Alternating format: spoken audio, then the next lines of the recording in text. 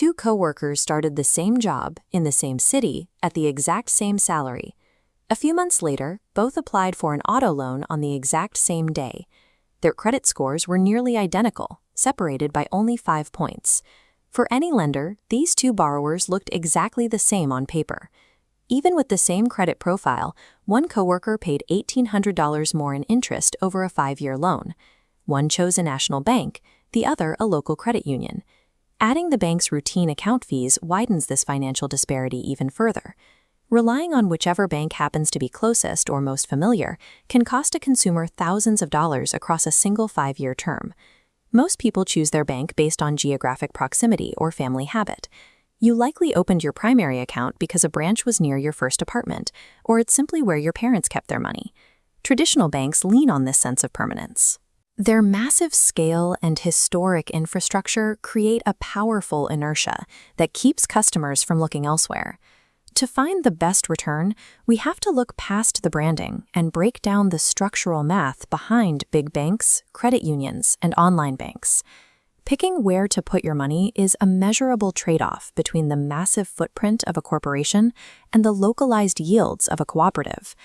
A traditional bank is a for-profit corporation. Its primary legal obligation is to generate returns for external shareholders who own stock in the company.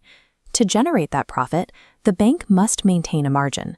This margin is extracted from customers through higher interest rates on loans and various routine service fees. Credit unions are structured as not-for-profit financial cooperatives. They are entirely owned by the members who have accounts there. This 1953 ledger board shows the foundation of that model. Because the members are the owners, the math is designed to prioritize their financial surplus rather than extracting profit for outside investors. Any surplus revenue the credit union generates is returned to its members. This manifests as lower costs for borrowing and higher interest paid on savings. This distinction between serving shareholders and serving members is the root cause of the price differences we see in the market today. To see how that structure works in practice, consider a standard $25,000 auto loan with a 5-year term. A traditional bank charging an average rate of 7.5% costs the borrower $5,000 in interest. A credit union offering a 5.5% rate for the same borrower costs roughly $3,600 in total interest. That $1,400 difference is the retained member surplus, kept by the borrower because there are no external shareholders to pay. Traditional big banks often add to this cost through monthly maintenance fees and out-of-network ATM charges that can total hundreds of dollars per year. Most credit unions counter this by offering free checking and participating in shared ATM networks that eliminate those routine surcharges. Capturing these lower rates and avoiding fees requires only the minor upfront effort of verifying your eligibility at a local institution. For viewers focused on saving rather than borrowing, the objective is to maximize the annual percentage yield, or APY, on parked cash. While credit unions usually offer better savings rates than traditional brick-and-mortar banks, they are often outperformed in this specific category. Online-only banks utilize a different structural advantage. By operating without physical branches, they eliminate the massive overhead costs associated with real estate and local staffing. Those operational savings allow online banks to offer the highest savings APYs currently available to consumers.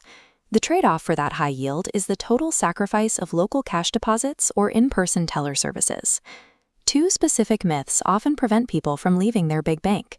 The first is a vague concern that smaller credit unions are less secure than national names. Most depositors are familiar with the FDIC, which provides the standard protection for bank accounts. Credit unions are covered by the NCUA, which is a functionally equivalent federal insurance fund. It provides the same government-backed protection up to the same limits as the FDIC. The second myth is the assumption that joining a credit union requires working for a specific employer or belonging to a certain union. While this was once true, modern eligibility is broad. Most credit unions now qualify anyone who lives or works in a specific county, or anyone willing to make a one-time $5 donation to an affiliated nonprofit. Membership friction has largely disappeared. For the vast majority of people, qualifying for a credit union is now a non-issue. To find where your money belongs, you must match your institution to your primary financial actions. If you are looking for an auto or personal loan, a local credit union is the tool for securing the lowest rates. If you travel constantly or require complex, large-scale commercial lending, the physical reach of national banks provides the necessary access. If your goal is to grow an emergency fund as quickly as possible, an online bank will provide the highest yield. Optimizing your finances requires choosing the business structure that is built to support your specific goal. You can start this process by opening a secondary credit union account today without closing your existing bank account. Establishing that membership now allows you to compare real, local loan rates against your current bank the next time you need to borrow. Managing 2 separate logins is a small requirement for securing thousands of dollars in lifetime financial leverage.